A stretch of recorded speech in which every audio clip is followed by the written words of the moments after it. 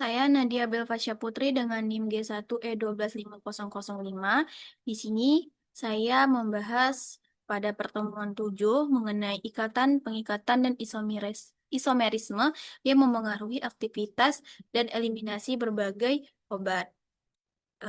Pertama, saya telah menemukan jurnal pokoknya, yaitu mengenai yang berjudul Pharmaceuticals, yaitu Pharmacokinetics and Pharmacodynamics, a Comprehensive Analysis of the Absorption, Distribution, Metabolism, and Extraction of Psychiatric Drugs, yang telah terindeks Q1. Pada jurnal ini dikatakan bahwa kelas ini menunjukkan tingkat keragaman yang lebih besar dalam karakteristik strukturalnya dibandingkan dengan efek neurokimianya. Namun demikian penting untuk mengakui bahwa komposisi kimia suatu obat dalam kelas spesifik ini tidak memiliki signifikansi substansial dalam proses seleksi. Meskipun demikian, zat-zat ini umumnya menunjukkan variasi yang dapat dibedakan dalam komposisi kimia dan sifat farmakologisnya.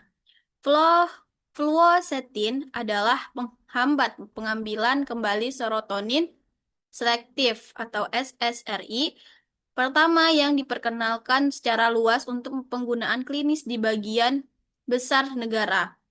Senyawa yang dibahas adalah campuran racemic yang terdiri dari dua enantiomer. Penting untuk diketahui bahwa enantiomer S menunjukkan potensi yang lebih besar sekitar 1,5 kali lipat dalam menghambat pengambilan kembali serotonin dibandingkan dengan enantiomer R.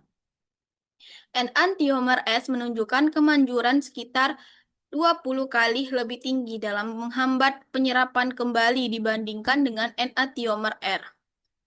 Farmakokinetik obat ini dapat dipengaruhi oleh variasi genetik pada enzim CYP2D6. Pada pernyataan di atas dan isi jurnal tersebut, saya telah mengangkat permasalahan mengenai bagaimana perbedaan ikatan-pengikatan terhadap reseptor dari isomerisme enantiomer R dan S pada obat antidepresan golongan SSRI dan SNRI yang mempengaruhi variasi aktivitas farmakologi, serta proses metabolisme dan eliminasi dalam tubuh, sehingga berdampak pada efektivitas dan keamanan terapi. Selanjutnya, saya telah menemukan jurnal yang dapat membahas semua permasalahan saya, yaitu yang berjudul Drugs and Drugs Candidates, yang berjudul Chirality in Modern Antidepressant, a Comprehensive Review of Stereochemical Impact on Pharmacology and Therapeutic, yang telah berindeks Q1. Di jurnal ini dikatakan bahwa antidepresan modern termasuk selektif serotonin reuptake inhibitor atau SSRIs dan serotonin and norepinephrine reuptake inhibitor SNRIs memiliki satu atau dua pusat asimetri yang menyebabkan pembentukan enantiomer dengan sifat farmakodinamik, farmakokinetik, dan farmakotoksikologi yang berbeda. R-citalopram memiliki afinitas yang lebih besar terhadap situs pengikatan utama pada transporter serotonin dapat menjelaskan potensi efek antagonis R-citalopram terhadap S-citalopram. Efek ini mungkin disebabkan oleh mekanisme allosterik yang menyebabkan transporter serotonin terlepas dari S-citalopram. Perilaku serotonin dalam mengikat baik situs utama maupun allosterik pada transporter dapat menyebabkan peningkatan pengikatan dan peningkatan penghambatan penyerapan kembali serotonin oleh S-citalopram. Selanjutnya, S-citalopram menunjukkan aktivitas yang jauh lebih tinggi sebagai SSRI dibandingkan dengan R-citalopram, di mana S-citalopram sekitar 30 kali lebih ampuh daripada R-citalopram dalam menghambat penyerapan kembali serotonin.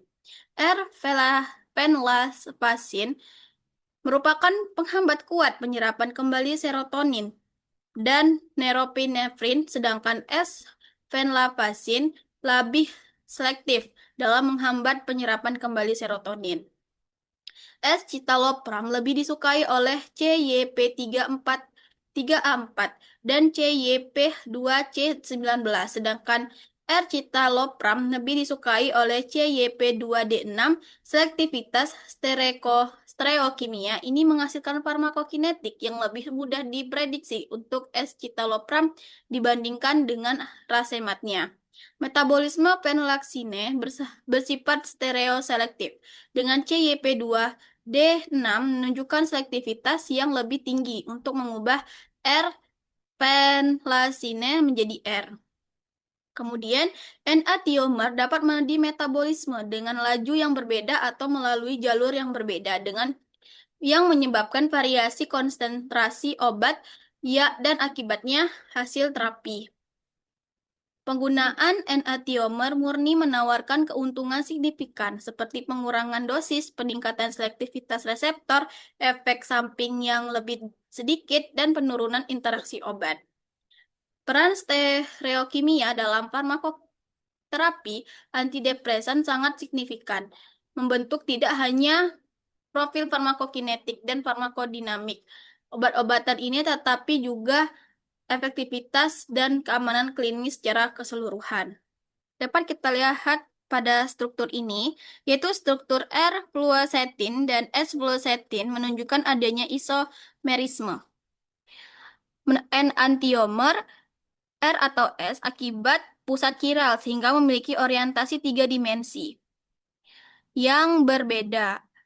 Perbedaan ini memengaruhi pengikatan terhadap reseptor serotonin atau SERT karena masing-masing enantiomer memiliki afinitas dan posisi interaksi yang berbeda, meskipun memiliki gugus fungsi yang sama.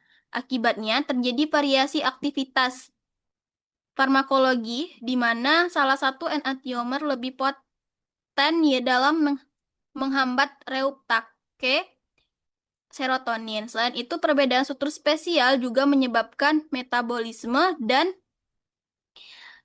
eliminasi yang bersifat stereoselektif oleh enzim CYP450, sehingga menghasilkan perbedaan kadar obat dalam tubuh. Hal ini berdampak langsung pada efektivitas dan keamanan terapi, di mana enantiomer yang lebih aktif memberikan efek terapeutik optimal dengan potensi efek samping yang lebih rendah.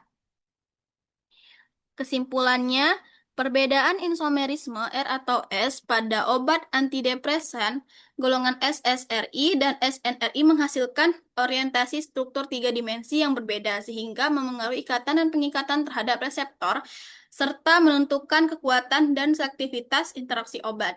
Perbedaan ini menyebabkan variasi aktivitas farmakologi di mana tiap enantiomer memiliki potensi yang tidak sama. Selain itu, enantiomer juga mengalami metabolisme dan eliminasi yang bersifat stereoselektif oleh enzim tubuh, sehingga memengaruhi kadar obat dan durasi kerjanya. Secara keseluruhan, faktor-faktor tersebut berdampak pada efektivitas dan keamanan terapi, sehingga pemahaman hubungan antara struktur kimia, pengikatan reseptor, dan isomerisme sangat penting dalam penggunaan obat secara rasional. Sekian dari penjelasan saya. Jika ada kesalahan, tolong dimaafkan. Saya akhiri. Wassalamualaikum warahmatullahi wabarakatuh.